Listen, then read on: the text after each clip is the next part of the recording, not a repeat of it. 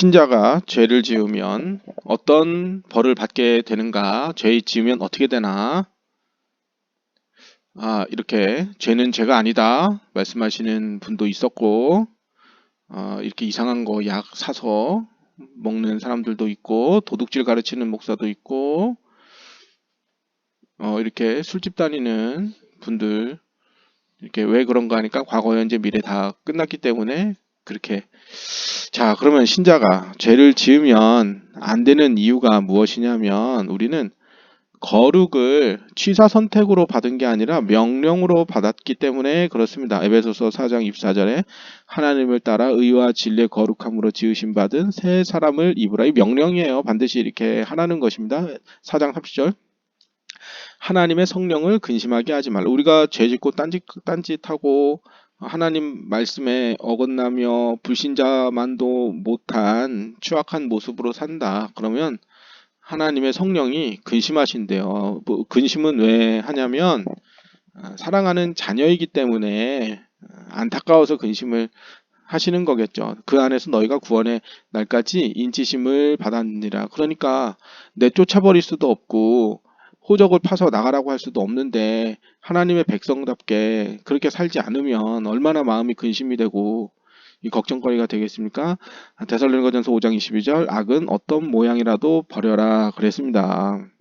그러니까 눈이 저 잠언 어딘지 정확하게 생각이 안 나는데, 저 욥기에 눈과 언약했다. 내가 처녀를 보지 않으려고 눈과 언약했다. 욥이 그렇게 말했단 말이에요. 내가 내 손과 도둑질 안 하려고 손과 언약하고, 술잔을 들이키지 않으려고 입과 언약하고, 이렇게 악은 어떤 모양이라도 버려야 합니다. 그런데 신자가 왜 죄를 짓습니까? 이 잘못된 구원론 때문에 그렇습니다. 한 번 구원은 영원한 구원이다, 이렇게 생각하니까 죄를 지어도 상관없다고 생각해요. 왜냐면 뭐 취소되지 않으니까. 그런데 이 거룩의 명령을 무시하고 죄를 지은 신자는 과연 어떻게 되는가?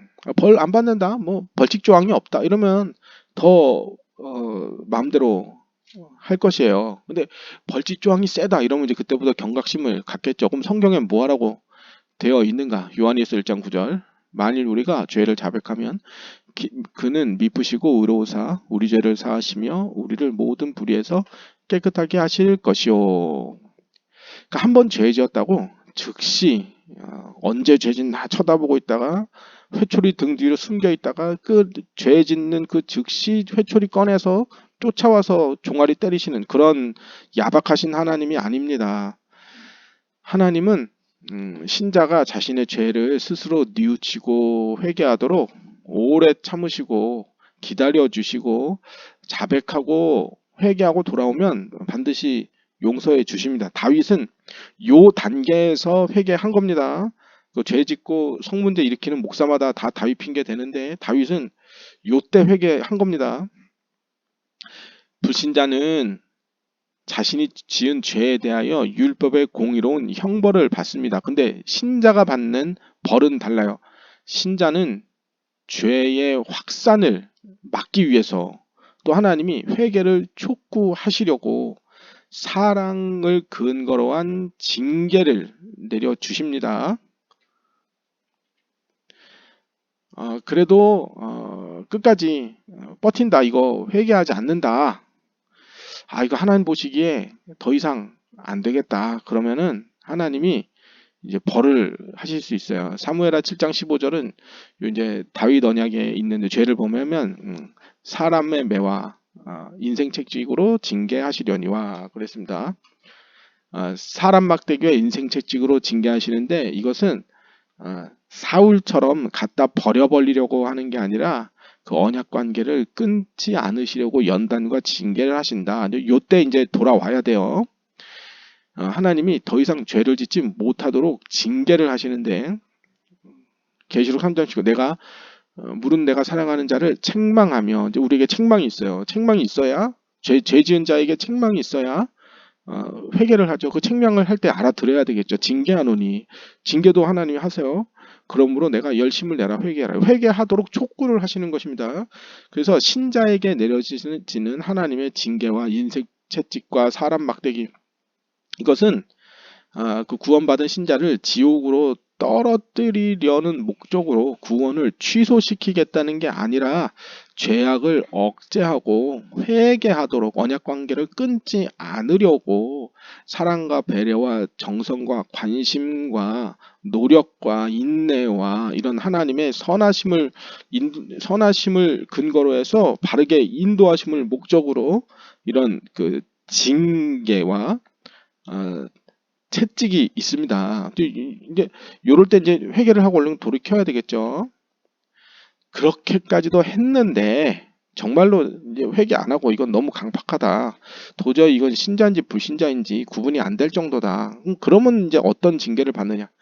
고린도전서 5장 5절에 보면 이런 자를 사탄에게 내어 주었으니 그랬습니다. 그러니까 교회의 유익을 위해서 쫓아버리는 수도 있다. 이제 그 말이에요.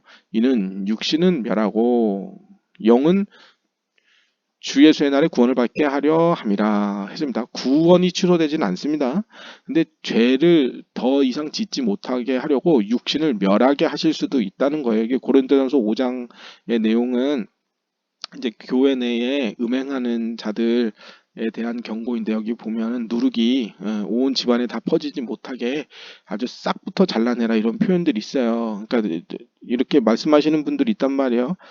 몇몇 사람들의 그 죄악을 가지고 교리적 이단이라고 하지 마라. 이게 교단적 부패는 아니라 개인의 문제다. 이렇게 얘기하는데 고린도전서 5장을 읽어보세요. 그런 말이 쏙 들어갈 것입니다. 만약 신자가 계속 죄를 지으면 그 죄의 그 징계의 크기가 커질 수 있습니다. 모든 그 징계가 죄 때문에 왔다. 이렇게 말할 수는 없습니다. 그러나 죄로 인한 징계도 있습니다. 그것이 점점 커질 수 있습니다. 반드시 그렇다는 건 아니에요.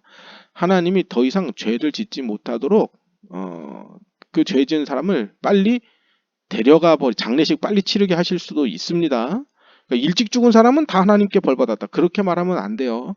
그러나 하나님이 빨리 데려가실 수도 있습니다. 지옥에는 안 가겠으나, 죄 지은 신자 지옥에는 안 가겠으나 이에 못지않은 벌을 내리실 수도 있습니다.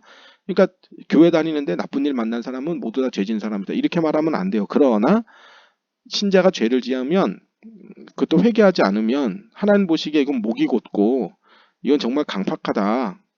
이건 너무 교만하고 양심에 화인 맞은 놈 같다. 그러면 하나님이 그 사람을 사랑하시기 때문에 죄를 그만 짓게 하시려고 벌을 내리실 수도 있습니다. 또 교회를 지키기 위해 사탄에게 내어줄 수도 있습니다. 성경에 여러 그 신자에게 내려지는 그 징계에 대한 내용들이 여러 번 나오는데, 고린도전서 11장 30절부터 보면 그러므로 너희 중에 약한 자와, 그러니까 성찬을 무례히 그 만홀히 여겨서 벌받은 예에 대하여 너희 중에 약한 자, 병든 자, 잠자는 자도 적지 아니하니 우리를 살폈으면 판단을 받지 아니하리. 그러니까 똑바로 좀 하지 이 말이죠. 우리가 판단을 받는 것은 주께 징계를 받는 것이니, 이 징계를 받는다면은 이제 그 형벌과는 다른 개념인 거죠. 그러니까 신자에게도 징계가 내려온다는 거예요. 이는 우리로 세상과 함께 정죄를 받지 않게 하려 하는데, 지옥은 안 떨어지게 하는데 징계는 받는다 이 말이에요.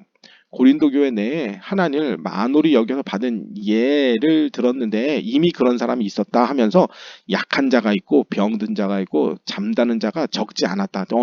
어느 정도 많이 있었다 이 말이에요. 이게 뭐냐면 더 이상 죄를 짓지 못하도록 하나님이 잠재워 버리는 경우도 있다. 그리고 약한 자, 병든 자, 이건 질병, 고난, 가난, 또 원치 않는 재난 등등으로 괴로움들을 겪은 사람들이 적지 않았다. 이거를 이제 앞으로 그렇게 될 수도 있다가 아니라 이미 이런 사람들이 있다라고 바울이 얘기를 한 겁니다. 그러니까 우리는 신자가 죄를 지으면 어떻게 되냐? 징계를 받습니다. 그걸 반드시 기억하고, 또 하나님이 사인을 주셨는데도 끝끝내 그걸 무시하고 강팍하게 목이 곧고 할례 받지 못한 사람처럼 그런 완악한 자세를 취한다. 그러면 징계의 크기가 더 커질 수도 있다는 것을 분명히 명심하고, 구원받았다고 육신의 정욕을 따라서 살면 안 됩니다.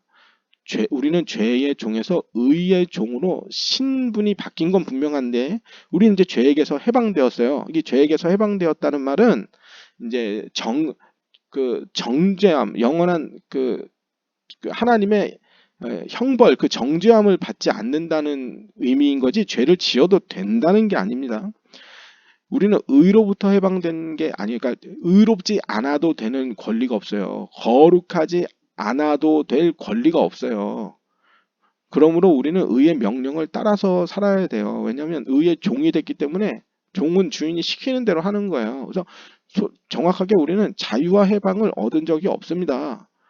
우리는 어, 법 아래 있던 신분에서 은혜 아래로 넘어온 신분, 의의 종이 된 거지 의롭지 않을 자유와 해방, 육체의 소욕을 따라서 살 권리가 없는 사람들이에요.